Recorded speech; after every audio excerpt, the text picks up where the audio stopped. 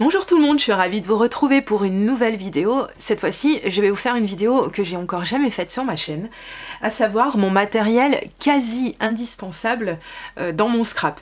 Bien entendu, comme il s'agit de choses matérielles, il n'y a jamais rien d'irremplaçable, on est bien d'accord. Je suis aussi au courant qu'on peut faire sans le matériel que je vais vous montrer, parce que je suis quand même un vieux de la vieille moi aussi. Ça fait plus de 10 ans que je scrape et je suis bien au courant que beaucoup de choses de ce que je vais vous présenter, ça fait un petit peu partie des choses de confort, on pourrait dire. En attendant, il y a vraiment des choses par contre qui m'ont limite révolutionné le scrap et des choses dont j'apprécie vraiment l'aide parce que soit ça me fait gagner du temps, soit ça me fait économiser les nerfs, ce qui est quand même pas négligeable quand même. Enfin vraiment, il y a vraiment plein de choses qui je trouve me sont vraiment indispensables et sans lesquels j'aurais un petit peu de mal à faire. Après, rien n'est impossible, on est bien d'accord, mais j'ai quand même choisi de vous parler de ces produits. La première chose qui m'est indispensable, étant donné que j'ai très peu de place, c'est ma scrap mobile. Donc je vais vous mettre une petite photo ici. J'ai fait une vidéo sur comment j'ai aménagé, parce que j'en ai deux, une officielle, on va dire. J'appelle ça une scrap mobile d'ailleurs, ça fait rigoler beaucoup de monde, mais c'est la Raskog d'Ikea, qu'on est beaucoup à avoir, puisque c'est un petit peu la mode, etc., comme les meubles Alex ou autres, c'est des choses on copie toutes les unes sur les autres parce que déjà c'est chouette et en plus parce que c'est très utile, très pratique pour nos rangements et qu'on est toujours à la recherche du meilleur rangement. Moi c'est que ma Raskog, vraiment je l'aime beaucoup, elle m'aide vraiment beaucoup. Pourquoi? Parce que j'ai très peu de place pour scraper. Vous le verrez dans une vidéo que je vais sortir dans quelques temps où je vais filmer le coin où je scrape, puisque c'est pas vraiment une scrap room à proprement parler. Et c'est vrai que si je n'ai pas ma scrap mobile avec moi, enfin ma Raskog, je n'ai pas le matériel dont je me sers tout le temps, le matériel de base sous la main, et ça me prendra encore plus de place sur mon bureau. Comme je vous l'ai dit, j'ai une Raskog et j'en ai une deuxième qui n'est pas de la même marque, une plus petite, pareil, que je vous ai montré également en vidéo. Je vous remettrai de toute façon les liens sous cette vidéo et à la fin de celle-ci des vidéos dont je vous parle, d'organisation en fait de ces deux aides au scrap. C'est pas vraiment des aides, mais en attendant c'est quand même super pratique au niveau du rangement, du classement, etc. J'ai toujours mon matériel indispensable sous la main, il est toujours avec moi et je peux être encore une fois mobile si je vais filmer dans une autre pièce que la pièce dans laquelle j'ai l'habitude de filmer. Donc on peut mettre énormément de choses sur ce genre de petits meubles. Ça se déplace encore une fois, puisque, bah oui, logique, je viens de le dire, c'est une scrap mobile, donc ça se déplace et c'est vrai que c'est hyper pratique. Tout le monde a une façon de l'organiser, de la ranger qui lui est propre. Moi j'aime beaucoup la façon que je vous ai montré la dernière, c'est toujours celle qui est d'actualité. Je trouve ça vraiment super pratique, on a tout à portée de main, c'est vraiment génial. Je vais pouvoir vous montrer le deuxième objet sans avoir à vous faire une photo. Donc il s'agit de ma stamp plateforme de chez Tonic. Il y a Action qui a sorti la sienne, il y a beaucoup de marques qui a sorti la sienne. J'ai eu juste avant celle-ci une de la marque We Are Memory Keepers, si je me trompe pas. Je vais vous mettre une petite photo tout de suite pour vous montrer de quoi il s'agissait. Je suis vraiment pas sûre de la marque maintenant. Mais bon, de toute façon, je vous aurais montré tout ça et je me serais fait la petite correction ici si vraiment je m'étais trompée. Elle était vraiment bien. Ce que je vous ai dit en vidéo, puisque vous le savez, moi quand je trouve quelque chose de bien ou quand il y a quelque chose qui me déplaît, eh ben, je vais vous en parler également. Pourquoi je l'avais changé alors que c'était un cadeau, ça m'a un petit peu embêté de m'en séparer, mais celle-ci, il faut reconnaître qu'elle est beaucoup mieux parce qu'elle est ouverte sur ces deux côtés-là, ce qui permet en fait de pouvoir venir caler des papiers qui sont beaucoup plus grands, vous voyez, qui dépassent et qui permettent en fait, une fois qu'ils sont calés avec les aimants qui sont fournis, qui sont des aimants hyper puissants. C'est pas de la gnognotte, hein, je peux vous le dire que celle-ci c'est pas celle de chez Action, hein, et donc en fait ça permet de tamponner sur des pages 30-30 par exemple, puisque de 30,5 par 30,5 c'est, vous n'êtes pas sans l'ignorer, sans le savoir, sans l'ignorer, vous n'êtes pas sans savoir, je vais y arriver, que c'est le format standard d'une page de scrapbooking. Donc c'est vrai que c'est super pratique quand même d'avoir quelque chose comme ça. Vraiment, ça c'est the outil, c'est celui dont je vous parlais tout à l'heure qui a vraiment révolutionné pour moi le scrapbooking, parce que le nombre de fois, et ne me dites pas que ça ne vous est jamais arrivé, le nombre de fois où vous prenez un papier type celui que je viens de vous montrer, qui est un papier aquarelle, donc les papiers aquarelles qui sont des papiers très difficiles à tamponner, des papiers très épais, qui peuvent en prime être texturés, et alors là j'ai envie de vous dire, faut vous lever de bonne heure, ou faut vraiment avoir un doigté que je n'ai pas, pour arriver à réussir son tamponnage du premier coup. Là vraiment, si vous n'avez qu'un seul investissement à faire, c'est celui-ci. Alors peu importe la marque après, hein, bien entendu. Moi c'est la 3e que je teste, celle de chez Action est plutôt pas mal pour le prix. Je vous expliquerai pourquoi j'en suis déçue, mais vous me l'avez déjà entendu dire si vous suivez mes vidéos. De toute façon j'ai déjà évoqué un petit peu le sujet, mais celle-ci c'est vrai qu'elle ne me déçoit pas du tout. L'avantage qu'elle a, c'est qu'elle a un couvercle qui se retourne et qui vient se clipser quand on a besoin d'utiliser des tampons en mousse, voilà, des tampons plus épais qu'un tampon clear pour être précise. Voilà, elle est vraiment super, elle est de très bonne qualité. Je pense à mon avis que là je suis partie pour la garder pendant des années. Et j'en prends grand soin de toute façon, bien sûr j'essaie d'éviter de la faire tomber. J'aime bien aussi le fait, mais comme beaucoup, hein, qu'elle soit grillagée. Pas du tout, qu'elle soit quadrillée, ça c'est vraiment important quand on vient poser son tampon, pour voir si on est vraiment hyper droit. Par contre que je vous montre comment elle est en vrai, en fait c'est moi qui ai mis un papier de récup derrière pour ne pas venir trop salir, abîmer, etc. La plaque magnétique, et parce que je trouve ça plus pratique aussi d'avoir un fond blanc, mais bon après ça c'est chacun voit midi à sa porte, chacun fait comme il veut. En tout cas, ça, c'est vraiment l'outil. Si je ne devais en garder qu'un, c'est celui-ci qui vraiment bat tous les autres au niveau du fait de simplifier un petit peu la chose. C'est vrai que c'est un petit investissement, mais pensez à toutes les économies que vous allez faire déjà au niveau du papier. Parce que le papier aquarelle, si vous prenez du bon, hein, je vous parle pas de celui de chez Action, mais si vous prenez du bon papier aquarelle, c'est un papier qui coûte quand même un petit peu la peau des rouleaux, vous voyez. Donc c'est pas quelque chose qu'on a envie de gaspiller. Enfin personnellement, moi je ne veux pas le gaspiller. Quand j'utilise mon papier Arche ou d'autres papiers de Le Moulin du Coq, etc. Ce sont des papiers qui coûtent très cher, et j'ai pas spécialement envie, avec mon petit bloc acrylique, de faire comme je faisais avant et de sacrifier du papier, alors que pour une 30aine d'euros, je crois que c'est une 30aine d'euros, et vous en avez des moins chers de toute façon, et des plus chers aussi, mais vous avez un outil qui vous permet quand même, au bout d'un moment, je pense, d'être quand même assez rentable. Et puis n'oublions pas aussi que ça épargne un petit peu des prises de tête, des arrachages de cheveux, des choses comme ça, voilà.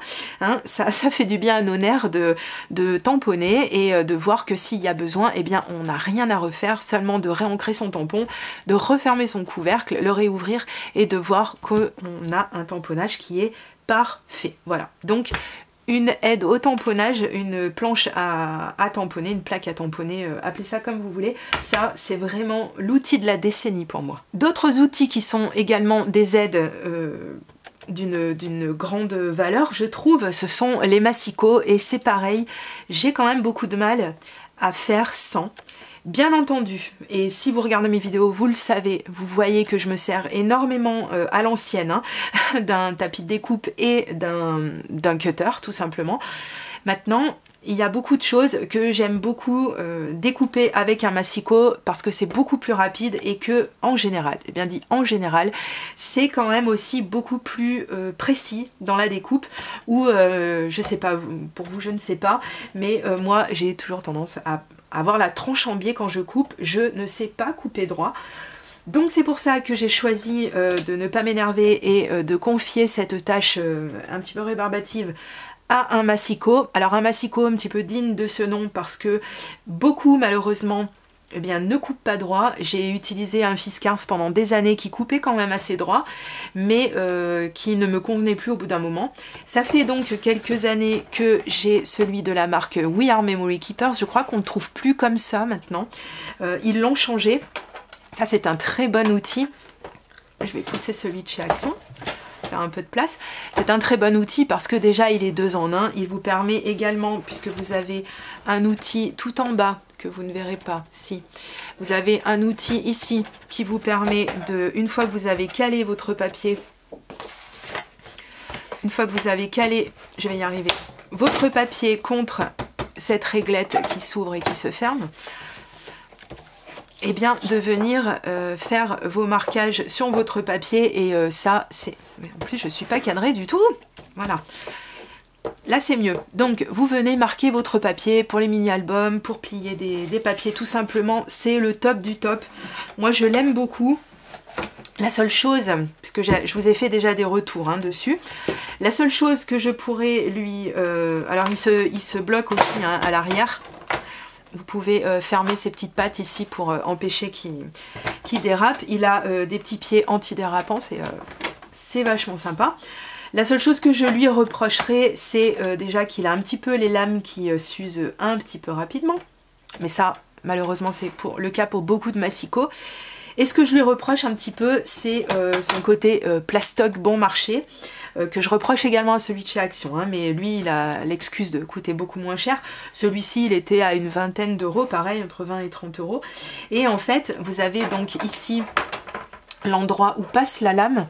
Et ça, les personnes qui suivent mes vidéos, j'en ai déjà fait une vidéo à ce sujet, qui m'inquiète un petit peu parce que si on a un papier épais à découper, bien entendu, on va être amené à appuyer davantage sur sa lame, ce qui va faire, eh bien qu'en fait, j'ai toujours peur, même si ça n'est encore pas vraiment arrivé, un petit peu, mais pas vraiment, j'ai toujours peur d'attaquer le plastique, tout simplement, avec la lame du massicot, qui attention, coupe super bien. Mis à part ça, c'est vrai qu'on n'a pas grand chose à lui reprocher, si ce n'est, encore une fois, une petite chose, moi j'ai pas l'habitude de travailler avec les inch, je vais m'y mettre parce qu'il y a de plus en plus de tutos qui sont en inch et je trouve ça quand même plutôt pas mal. Vous avez quand même en bas, il faut le savoir, les mesures en centimètres, mais franchement, mais c'est pas pratique quoi. Comment est-ce que vous voulez arriver à vous caler par exemple à 4 cm? D'ailleurs en plus, c'est même pas sur une trame de rainurage, mais bon bref, imaginons étant donné qu'il est en inch au niveau du marquage, au niveau du rainurage, évidemment si on cherche à faire ces centimètres, à rainurer en centimètres, on va forcément tomber à côté. Je pense que vous voyez ce que je veux dire. Ça serait la chose que je pourrais lui reprocher, mais en même temps c'est pas un massicot qui est fabriqué en France, il est fabriqué à l'étranger, et donc là-bas ils utilisent le système des inch, donc franchement ça se comprend, voilà, on peut comprendre. Maintenant, on peut quand même se mettre des petits repères comme je l'ai fait pour se mettre ce qui concorde en fait aux mesures les plus conventionnelles, voilà, celles qu'on utilise le plus souvent. C'est faisable de le faire aussi, n'ayez pas peur, il fait beaucoup de bruit, mais c'est parce qu'en fait il tient en bas, il a un aimant ici qui lui permet de tenir fermé, et ici ce sont des aimants qui sont assez puissants, et du coup de ce côté là par contre c'est pas de la gnognotte. Je regrette juste un petit peu peut-être qu'il fasse pas plus qualitatif, mais bon, c'est un très très bon massicot et qui coupe droit, attention, parce que alors ça c'est quand même le minimum qu'on demande à un massicot, j'ai envie de dire, hein. Et donc je mets celui de chez Action à l'épreuve depuis plusieurs mois maintenant. Ça va peut-être même faire une année ou 2, je ne sais plus. Bref, si vous suivez mes vidéos, vous le savez que c'est quand même un massicot qui, ouais, bon, il a une patte qui s'ouvre pour nous permettre d'atteindre les plus de presque les 40 cm quand même, donc ça c'est quand même pas rien. Il fait très cheap, hein, il faut pas se le cacher. J'ai toujours peur quand j'ouvre et que je referme ceci, j'ai toujours peur. Il lui est encore rien arrivé, mais voilà quand même. La chose qu'on peut lui reprocher, c'est les lames, mais qui s'usent à vitesse grand V, c'est une vraie catastrophe. Même la lame de rainurage, dites donc. Hein, je trouve qu'elle ça rainure moins bien. Maintenant, pour le prix, on va pas faire les fines bouches.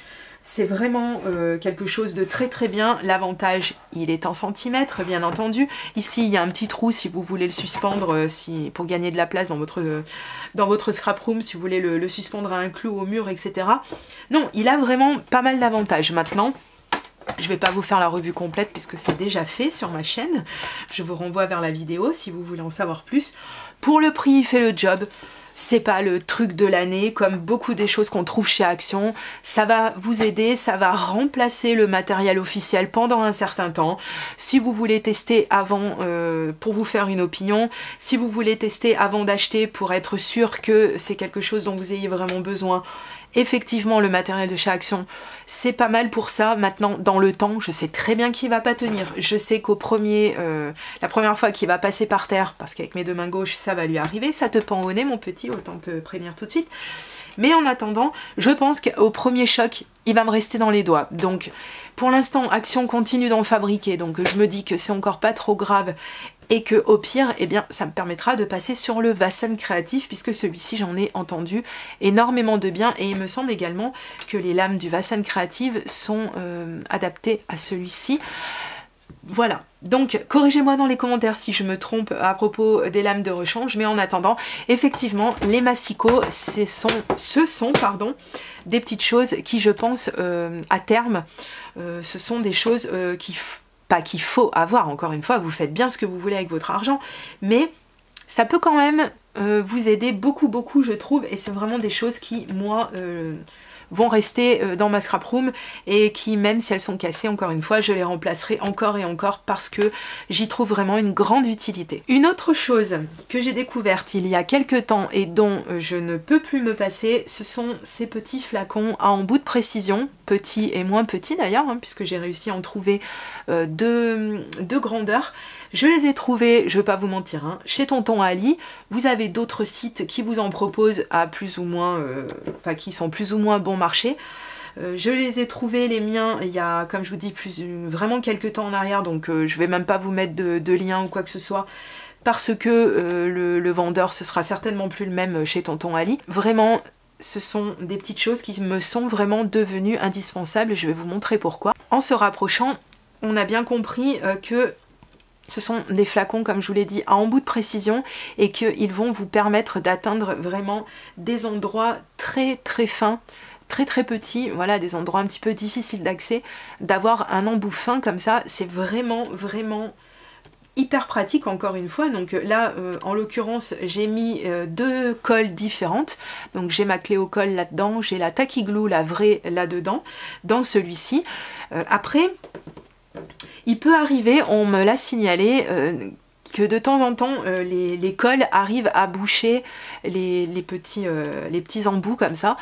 Personnellement, ça m'est arrivé une fois avec la Tacky Glue de chez Action, donc c'est pour ça que je ne la mets plus justement dans mes petits flacons comme ça.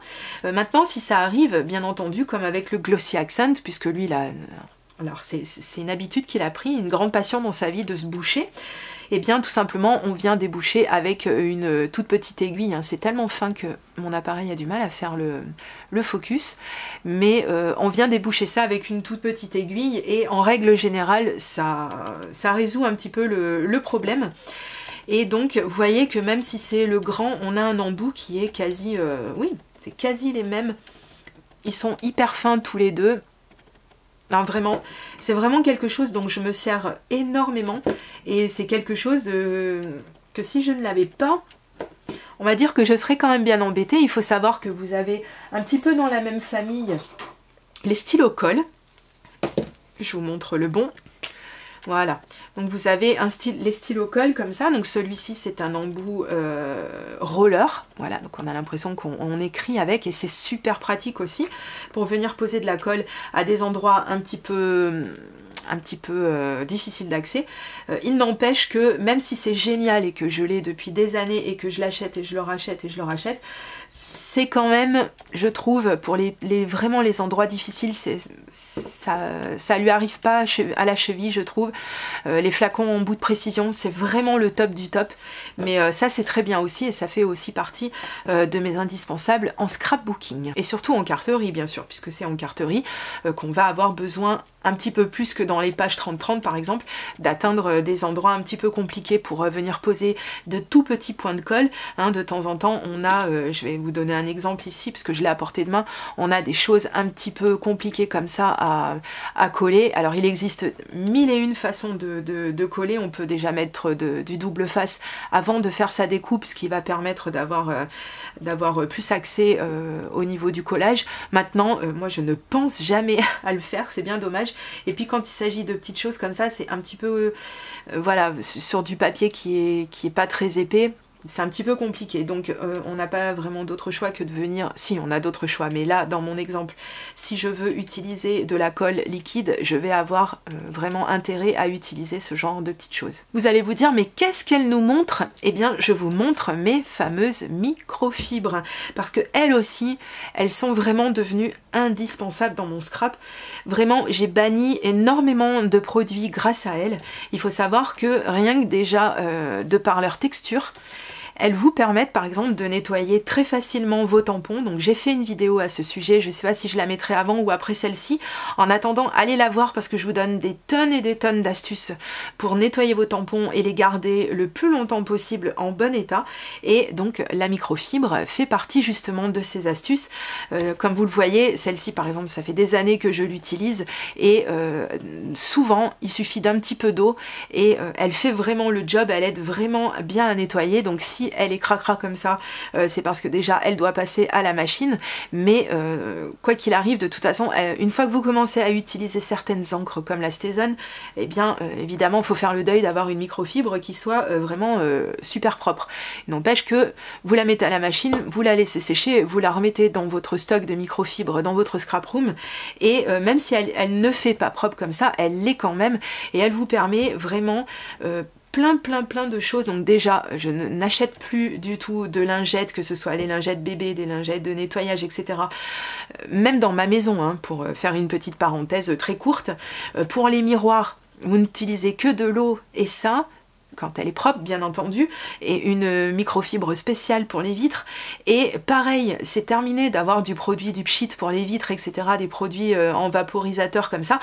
Inutile pour les écrans d'ordinateur, les écrans télé, votre écran de téléphone, etc. De l'eau, une microfibre, essayez déjà le nettoyage comme ça, c'est beaucoup plus sain déjà pour votre maison, ça évite d'avoir des produits que vous balancez dans l'air comme ça et que vous finissez par respirer un petit peu en continu, et ça c'est pas très bon. Donc essayez quand même d'adopter les microfibres, vraiment je vous assure que vous ne regretterez pas en règle générale. En plus elles sont souvent de bonne qualité et elles ne coûtent pas très cher. On en trouve à Action, on en trouve chez Lidl, on en trouve dans plein de magasins. Inutile de mettre 50 € par microfibre. Je sais même pas si ça existe à ce prix-là. Mais en tout cas, c'est vraiment des choses que j'utilise beaucoup. Pareil, quand vous avez beaucoup de petits résidus, quand vous avez nettoyé un die par exemple qui était un petit peu, qui faisait des, je reprends mon exemple, hein, beaucoup de petites choses comme ça qu'on va venir enlever et qui vont tomber sur notre bureau. Mais il faut savoir que la microfibre elle a un pouvoir aussi qui fait en sorte que ça colle un petit peu dessus, et on voit très bien quand on fait la poussière que la poussière reste accrochée dessus. Donc tout ce qui est petites peluches, petites chutes de découpe de dies, etc. Vraiment, je trouve beaucoup d'intérêt, et je pense que j'en oublie encore, mais vraiment, je pense qu'on devrait tous et toutes avoir ceci dans sa scrap room. Et pour nettoyer aussi, ça vous évite, pour sécher, pour voilà, encore une fois je reprends mon exemple de l'essuie-tout, mais ça vous fait économiser encore une fois de l'essuie-tout, hein, quand vous faites par exemple pas mal d'aquarelles, que vous avez besoin assez régulièrement d'essuyer votre plan de travail. Et bien la microfibre je pense que vous avez compris que je suis complètement convertie à la microfibre. Un outil que j'ai ressorti il y a peu de temps, c'est bizarre parce que je l'ai depuis des années, et comme je possède une silhouette caméo, la première génération je précise, et bien c'est vrai que j'avais réussi à me procurer ce crochet, alors qui vient séparément, hein, avec la machine. Ne le cherchez pas si vous venez d'avoir la Cameo à Noël par exemple ou autre, il va être vendu séparément. Il est très pratique effectivement pour venir décheniller. Je ne sais plus le mot exact, ça va pas me revenir. Enfin par exemple quand on fait du vinyle et qu'on a besoin de soulever uniquement une partie du vinyle, c'est vrai que le crochet silhouette il est super pratique, mais il est également hyper pratique si vous n'avez pas la silhouette. Si vous avez une machine de découpe manuelle type Big Shot, Mademoiselle de Toga, etc., même la machine de chez Action, quand vous utilisez un die, vous avez la plupart du temps un petit trou qui vous permet de pousser et de faire sortir le papier que vous venez de découper. Je vais vous montrer ça tout de suite. On s'est rapproché, comme ça je vais pouvoir vous montrer. Vous voyez que vous avez beaucoup de trous à l'arrière. En général, vous en avez beaucoup hein, pour les meilleurs dies parce que sur les premiers dies que j'ai remarqué il n'y a même aucun trou. Alors je crois que ça n'existe peut-être même plus maintenant, mais vous n'avez aucune possibilité en fait de pousser votre papier, ce qui fait que vous êtes obligé de venir directement le décoller sur le die et eh bien vous le voyez arriver gros comme une maison, qu'en règle générale, si on n'a pas cette possibilité de pouvoir pousser son papier, eh bien on va avoir tendance à... Alors déjà, si on arrive à l'enlever sans le déchirer, on a déjà du bol, mais surtout, en tirant sur son papier, on déforme le die cut, et c'est pas très... c'est pas cool quand on a besoin de le recoller en plus derrière par exemple, c'est un petit peu compliqué. Donc on est bien content d'avoir sur plein de marques de dies, là par exemple celui-ci il n'est pas de marque, hein, il vient de chez Action, mais on est bien content d'avoir ce genre de petites choses et le crochet silhouette est vraiment d'une grande utilité. Si vraiment vous ne voulez pas investir dans le crochet, sachez que vous avez, je le sors, vous avez bien entendu toujours comment on appelle ça, le compas, voilà, qui peut lui aussi venir vous aider à pousser le papier. N'empêche que pour l'utiliser depuis des années, il faut vraiment y aller mollo parce que le compas va avoir tendance à trouer votre papier. Si le papier est bien coincé, c'est-à-dire que si votre die a bien coupé, si vous l'avez passé par exemple plusieurs fois dans votre machine et que le papier est venu vraiment beaucoup se coincer dans votre die, eh bien vous allez avoir un petit peu de mal à sortir et avoir tendance à appuyer peut-être à tort, un petit peu trop, je juge personne, hein, c'est juste que c'est mon expérience qui parle, ça m'est arrivé bien souvent d'appuyer un petit peu trop avec mon cutter pas du tout, avec mon compas et de trouer mon papier et d'avoir tout à recommencer, voilà, et ça encore une fois c'est pas bon pour les nerfs. Donc le crochet silhouette il permet d'avoir une bonne pression, mais je trouve que on a tendance à ne pas trop appuyer, vous voyez. J'ai réussi à faire sortir un petit reste de découpe. Il me semble qu'on est un petit peu plus à l'abri de trouilloter son papier par inadvertance, mais voilà, encore une fois, il faut encore faire attention, mais vraiment, c'est quelque chose que j'ai découvert pour cette utilisation il y a peu de temps, et c'est quelque chose que j'aime beaucoup. Un petit peu dans le même genre, je vous la présente assez régulièrement dans mes vidéos, donc je ne vous mens pas, hein, c'est vraiment quelque chose que j'utilise beaucoup. La mienne est de marque, mais vous pouvez très bien trouver ce genre de choses sans marque. Il s'agit d'une pince inversée, donc une pince tweezer, comme... la nomment nos chères amies américaines, et en fait c'est une pince inversée, c'est-à-dire que quand vous la laissez comme ça, elle est fermée, je vais y arriver, elle est fermée, et en fait donc logiquement une autre pince, on va dire une autre pince, quand vous ne la touchez pas, elle reste ouverte, voilà, et en fait elle est inversée, c'est-à-dire que c'est quand vous allez appuyer sur cette partie-là que vous allez lui permettre de s'ouvrir et de pouvoir l'utiliser pour venir saisir des petites pièces. J'ai sorti ce die cut qui vient de chez Action, hein, c'est un die qui vient de chez Action, le die Hippocampe qu'on retrouvait l'été dernier, bref. Et donc par exemple si vous avez besoin de le coller, eh bien il est tout de suite beaucoup plus pratique d'avoir la pince inversée et de le tenir grâce à elle.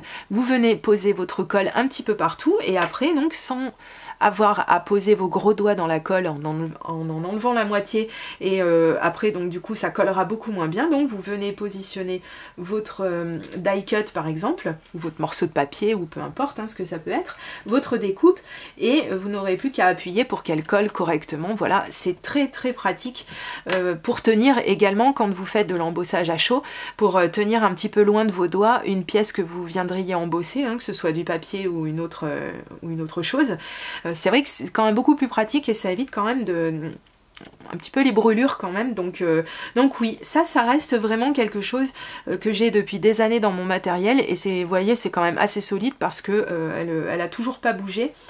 Et vraiment ça tient longtemps dans le temps. Je l'avais moi trouvé d'occasion dans un vide-grenier loisirs créatifs, mais je sais pareil que si elle venait qu'à me lâcher, j'en rachèterais une tout de suite, parce que ça fait vraiment partie des petites choses qui servent énormément dans le scrap. Et la dernière chose que je vous montre pour l'instant, parce que je pense qu'il y aura certainement d'autres choses qui viendront se greffer à cette vidéo, il s'agit donc d'un tapis de découpe, bien évidemment, et en même temps souvent c'est tellement logique et tellement évident qu'on finit par oublier, et c'est un petit peu dommage parce que du coup on en arrive à abîmer un petit peu notre arrière-plan ou notre bureau tout simplement. C'est très très utile d'avoir un tapis de découpe. Je vous conseille la version quadrillée, déjà, en général elles sont comme ça, elles sont quadrillées, mais surtout je vous conseille la version auto-cicatrisante. Donc celui-ci que j'ai, c'est un de création en papier. Alors je ne sais pas si ça va dire grand chose à plein de monde. Il s'agit donc d'une collection qui était sortie, vous savez, c'est ce qu'on pouvait avoir tous les mois chez les marchands de journaux, etc. J'ai suivi la collection un petit moment, et puis après, comme tout le monde, ou presque, j'ai arrêté. Et une fois, on avait pu avoir ça en cadeau, et j'ai trouvé ça juste génial. Parce que celui-ci, il est bien auto-cicatrisant, c'est-à-dire que ça doit bien faire... Je crois que j'avais même pas commencé ma chaîne YouTube que je l'ai, donc il a plus de 8 ans. Et si vous voyez, il n'est pas si abîmé que ça. Alors je sais qu'en chauffant des surfaces auto-cicatrisantes, je crois savoir que on peut les aider justement à cicatriser encore plus, mais moi je vais même pas essayer. J'ai ce modèle là, et puis j'ai le très grand de chez Action, le vert, vous savez, en format A3 je crois, qui est infect. Je déteste cette couleur, je ne vous le montre jamais en vidéo, il passe très mal en vidéo d'ailleurs. J'ai pas jugé utile pour l'instant d'acheter le très grand, par exemple de la marque We Are Memory Keepers, où il y a d'autres marques également qui en ont sorti, qui ont compris qu'on est quand même beaucoup plus de scrapeuses à aimer des couleurs un petit peu plus rose, pastel, etc. plutôt, ou même bleu à la rigueur, mais plutôt que cette espèce de vert pelouse avec des lignes jaunes qui est juste, que je trouve juste infect, vraiment. Donc je suis bien contente de l'avoir parce qu'il coûte pas très cher, celui de chez Action, le très grand. Il est pas mal, il se déforme beaucoup par contre, alors ça j'ai remarqué malheureusement, mais si vous voulez déjà commencer par quelque chose de plutôt pas mal, c'est un tapis au format A4. Celui-ci, vous ne le trouverez pas dans le commerce, exactement le même, vous ne le trouverez pas. Il était bien pratique parce qu'il rentre dans des classeurs, alors ça c'est bien, pour le stocker, c'est plutôt bien. Maintenant, c'est pas non plus très épais comme vous voyez, donc vous pouvez quand même le stocker à plein d'endroits, mais vraiment c'est quelque chose que je vous conseille d'avoir. Ça va vous éviter, encore une fois, comme je vous l'ai dit, d'abîmer votre bureau, etc. Et puis ça offre quand même un petit peu plus de stabilité. Le papier a tendance à moins glisser, surtout si vous le prenez de bonne manufacture. Le papier a tendance à moins glisser quand vous utilisez un cutter, et bien comme ça on a quand même moins de risque de venir se taillader une phalange, voilà. Donc c'est quand même pas rien. Ça fait partie, encore une fois, de ce matériel que j'utilise tout le temps, mais tout le temps, tout le temps, tout le temps. C'est vraiment quelque chose d'indispensable pour moi. Et après, encore une fois, à vous de voir dans quelle marque vous allez investir. Peut-être que vous préférerez celui de chez Action. Peut-être que... voilà, c'est vraiment en fonction de ce que vous préférez. Je vous conseille vraiment, si possible, de le voir en vrai, parce que vous allez avoir la texture, vous allez avoir plein de choses. Et par exemple, de temps en temps, vous avez également donc une face texturée. Vous l'entendez, désolé pour les gens qui n'aiment pas ce genre de bruit, et bienvenue pour les gens qui aiment la l'ASMR. Vous trouverez pas ça sur ma chaîne, je déteste ça. Et donc à l'arrière, il est... Alors ne prenez pas peur, je me suis aperçue il y a peu de temps qu'en fait, je pensais qu'il était cassé. voyez, je sais pas si ça se voit bien là. Voilà, là on voit bien. Je pensais en fait qu'il allait péter en deux en fait, et pas du tout. Ce qui s'est passé, c'est qu'à l'arrière il y avait une protection en plastique, vous voyez, que j'ai pas fini d'enlever, mais bon bref. Et donc à l'arrière, la surface, vous entendez la différence, la surface est beaucoup plus lisse, donc peut-être qu'il y a des personnes qui préféreront travailler comme ça, en sachant que voilà, il bouge un petit peu moins quand il est de l'autre côté, et on voit quand même toujours le quadrillage, mais voilà. C'est pas très, même d'ailleurs, c'est même pas très logique parce qu'il aurait fallu des petits pieds antidérapants ou quelque chose comme ça aurait été encore mieux, mais bon, on va pas trop en demander non plus. C'était un cadeau, donc on va rien demander. Sachez donc qu'il existe des tapis de découpe, voilà, à double face comme ça, et c'est vraiment très très pratique. C'est encore une fois du matériel que je vous conseille. Et bien voilà, écoutez, je pense avoir fait un tour un petit peu plus ou moins exhaustif de tout ce qui me paraît indispensable dans mon scrap. Encore une fois, je le redis, c'est vraiment des choses pour beaucoup qui sont des choses de confort. Bien entendu, on peut faire sans une stand plateforme, on peut faire sans un tapis de découpe, hein. On peut prendre un vieux morceau de carton qui remplacera aisément un tapis de découpe, bien entendu. Mais c'est vrai que quand même, ça apporte certaines facilités et que on peut quand même gagner pas mal de temps en utilisant ce genre de matériel. Donc je vous attends dans les commentaires, n'hésitez pas à me dire si vous avez d'autres indispensables, hein. Peut-être que ça deviendra mes indispensables également. N'hésitez pas à partager tout ça avec la communauté dans les commentaires sous cette vidéo et à me dire donc si cette petite vidéo vous a plu grâce au petit pouce en l'air. Et je vous dis à très très bientôt pour de prochaines vidéos création. Gros bisous, bye bye.